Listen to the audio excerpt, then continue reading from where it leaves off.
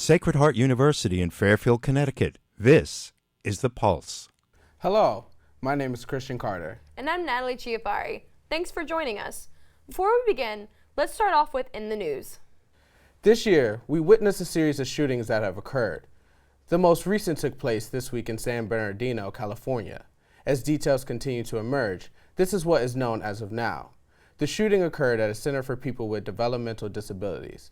14 people were killed, at least 17 injured, and 2 suspects. Saeed Farouk and Tajveem Malik, a husband and a wife, are dead. Also, this week's developments were revealed on the shooting that occurred in 2014 in Chicago. For more information on this story, we go to our crime and investigative analyst, Christian Colon. Over the past months, rioters have roamed Chicago streets with the goal of bringing justice to the family of 17-year-old Laquan McDonald.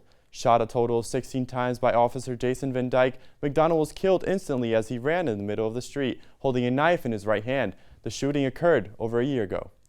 This past November, the police dashcam videos were finally released to the public. Chicago Mayor Rahm Emanuel said in a press conference that the reason the release was delayed was, quote, it would interfere with state and federal investigations. The footage contains an 86-minute gap that has caused suspicion as to whether or not the police erased any evidence.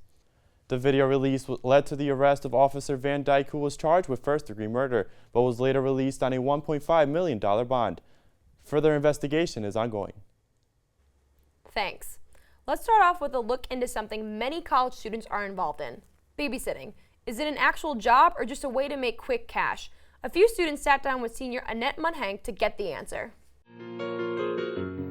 A lot of people think that babysitting isn't taken seriously. Like, it's not a real job. It's not something that, you should be serious about. But if you look at it from my aspect, you're dealing with someone else's lives. It's something that you need to take serious. You need to be responsible. You need to handle things maturely. Annette Muntank has been babysitting for 8 years and has been with James for the past year. Typical day is dumping the dishwasher, folding laundry, helping them with their homework, giving them a snack, making them dinner, getting ready for bed, driving them to other certain activities. Although it may seem as though it's all fun and games, there are other obstacles Muntank must deal with as different situations arise. The struggles would probably be having to deal with kids in general, especially because they're not your kids, disciplining them. You have to follow what the parents want you to do with them, not in the way that you would handle them. When asked about her biggest struggle, Muntank shared a personal story with us from her earlier years as a babysitter. A little girl had a peanut allergy, and she had come across a piece of candy that had peanuts in it, and within 5 minutes she started to have a reaction. Her throat was closing, she was turning red. And the mother had previously told me that, if anything ever happens, we're supposed to use the EpiPen. And I had been taught how to use it, so I had to take the EpiPen out and actually use it on her. And then I called 911, and they came, and the parents, I had to call them. The parents came and turned into a whole big thing. It's the scariest thing I've had to deal with. With her experiences over the years, Muntank has discovered beneficial qualities that will help her later in life. I like that I get to prepare myself for things later in life. I one day want to have kids. I'm learning how to do things with kids, like how to do their homework with them and preparing them for bed and stuff like that. The hardest part is dealing with the fact that you're responsible for someone else's life. If something happens or there's an emergency, those are someone else's kids and you're responsible for what happens. Thanks. What many students may not know is that Sacred Heart is home to a local national public radio station. What many may believe is a single small family house located in North Parking Lot is actually home to WSHU. Just as Sacred Heart is expanding its own campus, WSHU is now growing into a larger facility of their own. Ali D'Amico brings us more on the story. On November 18th, WSHU Public Radio Group officially broke ground for their new state-of-the-art facilities. The groundbreaking took place at the future home for WSHU, just south of Sacred Heart University's main campus on Park Avenue. The building will be split into 2 main divisions, partly for WSHU, but it will also house campus's public safety. Donors to the campaign, as well as staff and loyal listeners, were all in attendance to celebrate the groundbreaking. Today is a day of celebration because together we have reached an extraordinary milestone. We've raised $7 million of the $9.4 million. It was also an opportunity to express that many more funds are still needed towards the campaign. Now having reached this beautiful, beautiful milestone, I would not be in fundraising, and I would be remiss if I didn't say that we still have a lot of work to do. After the ceremony, the reception moved inside to the Edgerton Art and Design Gallery atrium, where guests enjoyed food, drinks, as well as a special performance. John McNevich, Naomi Lewin, Fred Newman, and Suzanne Bona brought their talents together in order to perform an entertaining tale about the history and the future of the little WSHU house. Once upon a time, there was a little house in the middle of a Sacred Heart University parking lot. The comical performance gave personality to the weathered conditions of the home in which WSHU has been residing in for over 30 years. It also brought light to the new, up-to-date, all-digital building which will support the demands of the station. The new space will feature a 150-seat assembly hall for musical performances and lecture events, as well as broadcast and production studios, high-end digital equipment, and much more. As to what will become of the old home, it will soon be demolished and replaced with more parking spaces. Thanks to all the generous donors who made this possible, WSHU is getting a brand new, all-digital, no more mold building. Reporting for The Pulse, this is Allie D'Amico. You may have seen her on CNN or NBC's Weekend Today. Find out after the break who Linda McMahon invited to Sacred Heart for the 4th installment of her lecture series.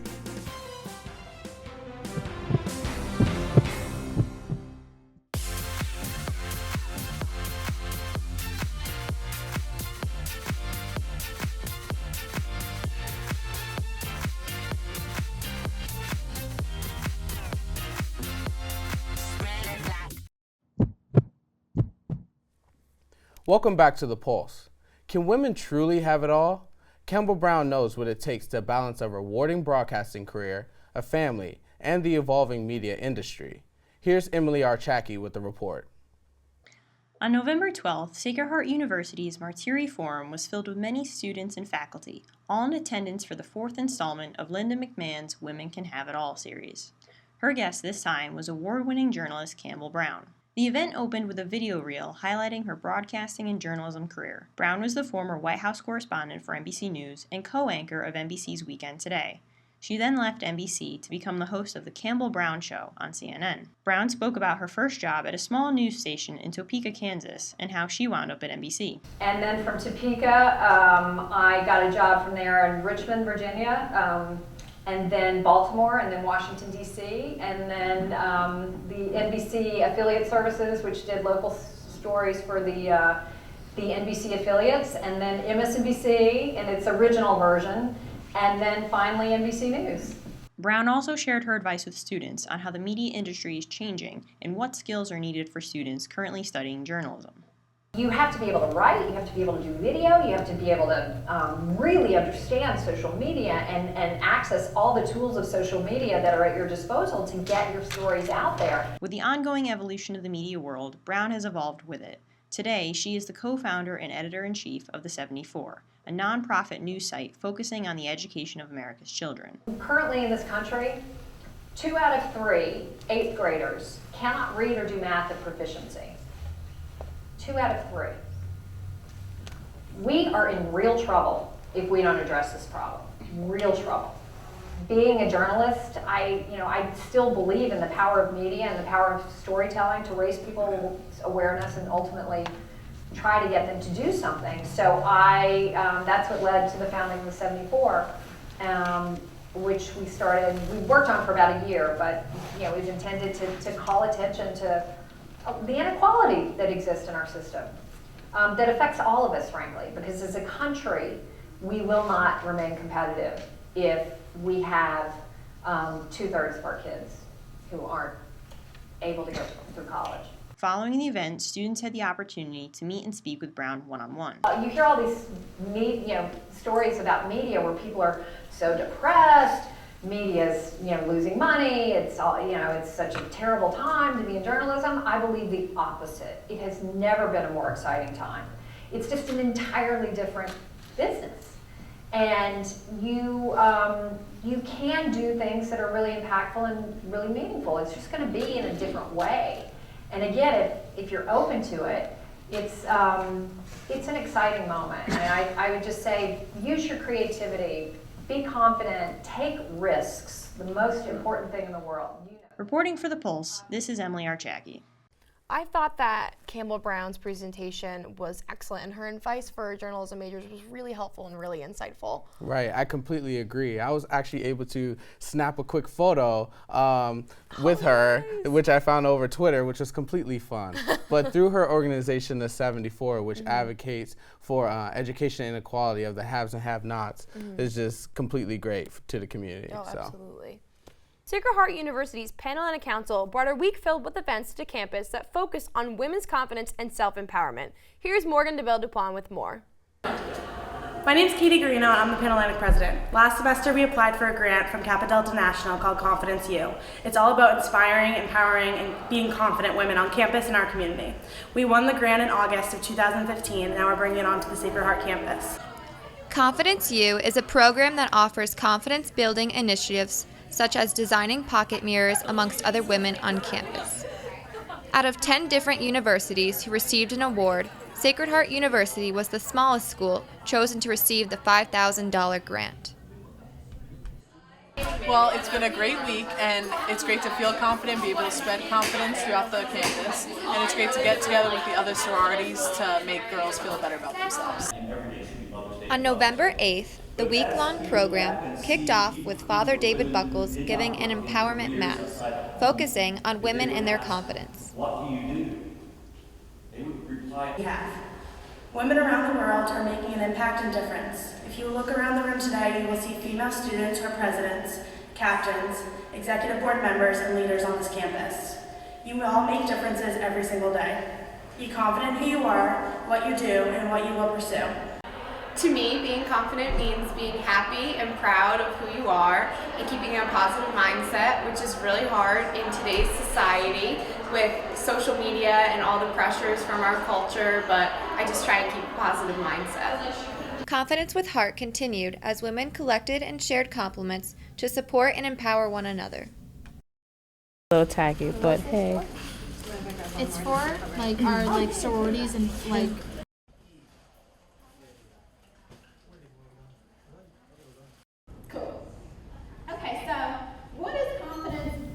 The highlight of the week occurred on Wednesday as Keisha Howard, a professional confidence coach, spoke to hundreds of women in the Edgerton Theater. Valuing yourself, honoring yourself, and basically just feeling good about who you are, loving who you are.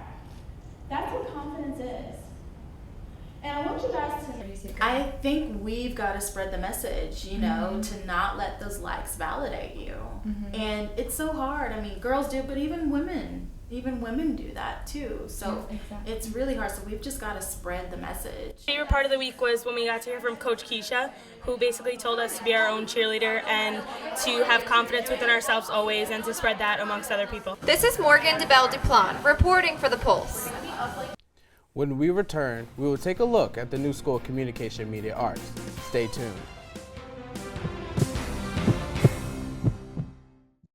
This year's challenge is all about the old and the new at SHU. It's about bringing together alumni with current SHU students. Showing just how true it is that once a pioneer, always a pioneer. And once again, alumni Gary and Marianne Levin are back to challenge you SHU students, matching your donations dollar for dollar up to $12,500. So, Sacred Heart, what do you hope for the future of SHU?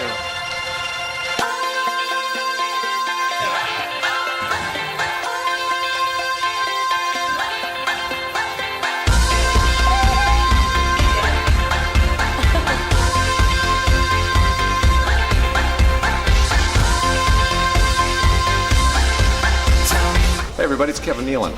Can you believe Sacred Heart University, this campus? I don't even recognize it. When I went here, back in the 1900s, all they had was a guard gate. When I come back to school as an alum, I hope to see the fashion program more developed and expanded into a major. The new media and communications facilities on campus are outstanding. from the TV studios to the green screen room. I wish we had facilities like this when I was an undergrad. Me and Big Red hope to see Sacred Women's Ice Hockey team playing on an ice rink on campus. As a Sacred Heart alumni, I'm excited to see the new Health Professions building and the impact it will have on the SHU community. When I come back as a SHU alumni, I'm looking forward to see a bigger and better facility for the basketball program. I hope to come back as an alumni here at Sacred Heart University and see how tremendous the pre-med program has grown. We always talked about how we wanted a new locker room and a new field, and now these guys finally have it, so I'm pretty happy for them. The Frank and Marissa Martiri Business and Communication Center is top of the line, and what students are able to experience inside of it now is truly mind-boggling. If it was here when I was an undergraduate, I know how fortunate I would have been. And mentor and mold our students moving into the workforce today is truly an exceptional experience. Coming back as a Sacred Heart alumni, I'm looking forward to golf and Sacred Heart athletics becoming better as a whole. When I return to Sacred Heart University as alumni, I want us to be known for our performing arts program, especially the theater major that we just got. Back when I was a freshman, the pub didn't mean much to me at all. Now that I'm an alumni at SHU, Reds has created a tradition that'll last a lifetime. When I come back to SHU as an alumni, I'm hoping to see that the dance program has expanded and that there's a new facility for us to use. When I come back to Sacred Heart University as an alumni, I want to see that there's been lots of growth in Greek life. Back in 1975 when I graduated, this was called the CAP. Now it's called 63. It's among many of the wonderful changes to the campus, some small, some big, all fantastic. We, the Forever Pioneers, donated. Now it's your turn. We challenge you to give to the future of SHU.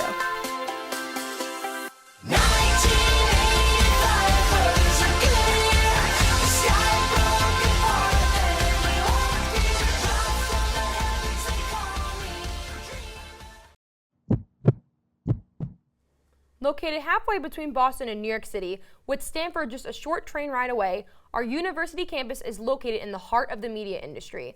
This, coupled with the addition of the new Martiri Business and Communication Center, has factored into the growth of the media department. What was once known as the Department of Communication and Media Studies has officially transitioned to the School of Communication and Media Arts. Leah Capobianco brings us the story.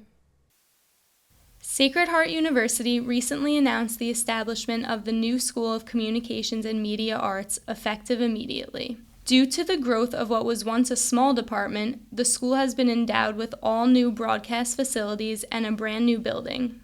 This new building offers up-to-date technology, a news studio, a soundstage, a motion capture lab, screening and editing rooms, multimedia classrooms, and much more. There's a lot of ways that the campus is really transforming itself. The university is transforming itself. It's not just the campus. So we're part of that, and I think we're an important part of it, but it is part of, and we think we fit into that larger sort of plan for Sacred Heart. The faculty has always played a large role in the growth and development of the program. First style has approached the Mollies. I think it's important that we do mention all of our faculty. That is our history, it is our now, and it is our future.